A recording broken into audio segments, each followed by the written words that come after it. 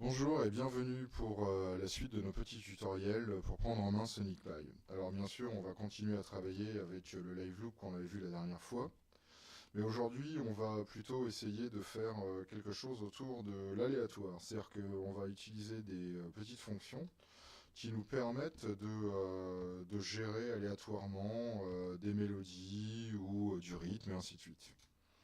Donc toujours pareil, hein, je définis mon live loop, je lui donne un nom, je mets sa première balise importante qui est do.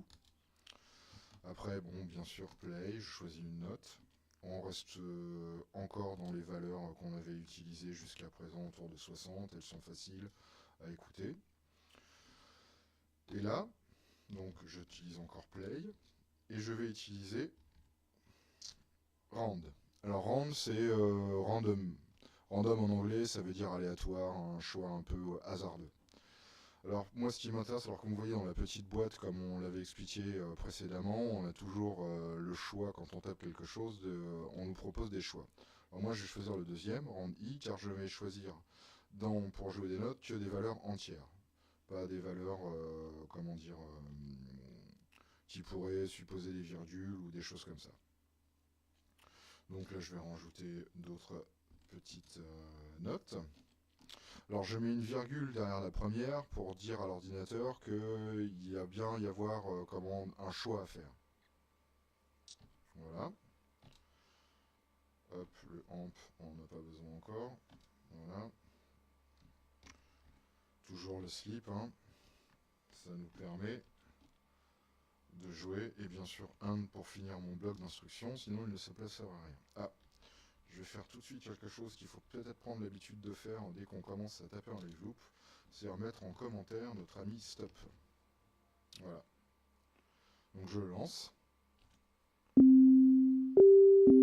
Alors ce qui est important, peut-être qu'on ne le voit pas vraiment à l'écran, mais c'est, bon, on entend bien sûr le son et le fait que les notes sont choisies différemment. C'est pas toujours la même qui est jouée. Et dans la trace, en fait, on peut le vérifier. Alors voilà, si vous regardez bien la trace, vous voyez que toujours la première note est 60, donc elle est jouée 60. Après j'ai eu là 63, 64, 67, 67, 64. Donc aléatoirement, ce play-là décide de jouer entre la valeur 62 et 67 et il choisit une note à jouer. Alors, comme la dernière fois, on va continuer, car c'est l'intérêt du live loop de pouvoir en utiliser une autre. Je vais faire une basse.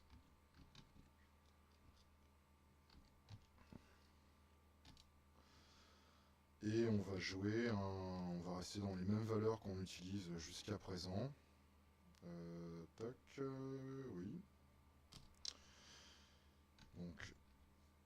Donc pour la basse, on va choisir toujours des valeurs un peu plus longues parce que c'est plus facile à entendre. On n'est pas obligé, hein, c'est juste là, c'est pour les exemples.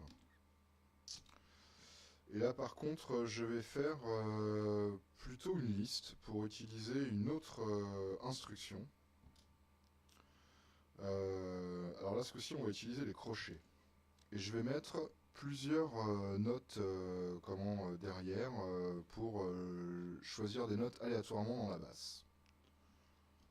Donc, utiliser celle-là, celle-là, et je ferme mes crochets. Et là, je fais une liste. Et derrière un point, et je vais choisir Choose.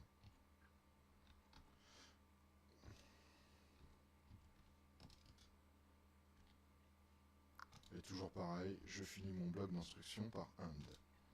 Ah, là, encore une fois, j'ai oublié de faire ce que je m'étais promis de faire, c'est-à-dire de mettre mon petit stop.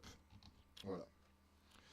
Donc là, la différence de celui-là, c'est que là, aléatoirement, il choisit entre ces valeurs, et là, en fait, je lui donne que 3 valeurs dans lesquelles il va choisir. Alors on va écouter.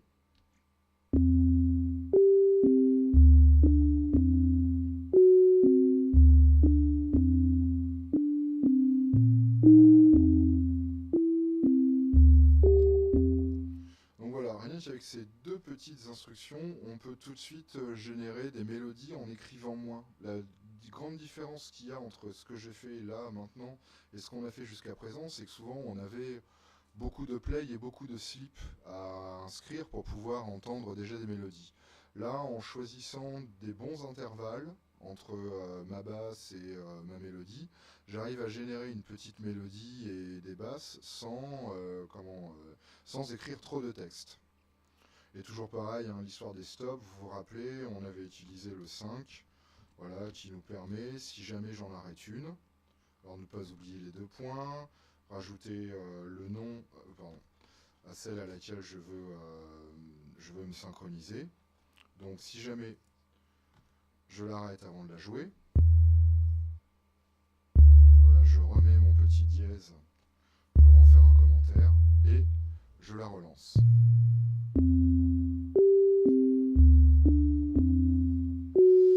Mais par exemple, là, alors comme on vous avait montré la dernière fois, sur l'intérêt du live loop, c'est que pendant qu'on écrit, en fait, on peut changer le code.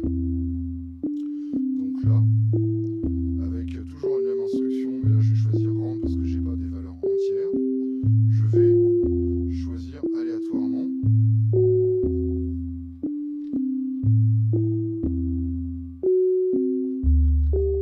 Je vais choisir aléatoirement, comment dire,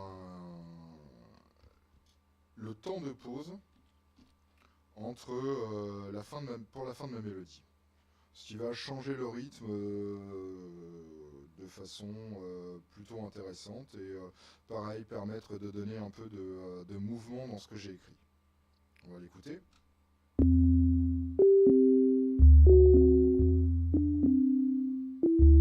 Voilà. Donc vous voyez bien, j'ai utilisé 2 rands. Le rand i parce que là j'utilise des valeurs entières, là le rand sans i parce que j'utilise des valeurs à fraction. Et là, le choose qui me permet de choisir que certaines valeurs. Pareil, j'aurais pu utiliser un rand ou un choose ici. C'est comme vous le voulez, il n'y a pas de souci. C'est juste utiliser ça dans tous les sens, trouver vos mélodies, vos basses et continuer à vous amuser. Voilà. J'espère qu'avec ça, vous commencerez déjà à pouvoir faire plusieurs live loops en même temps et à continuer à vous amuser. À la prochaine!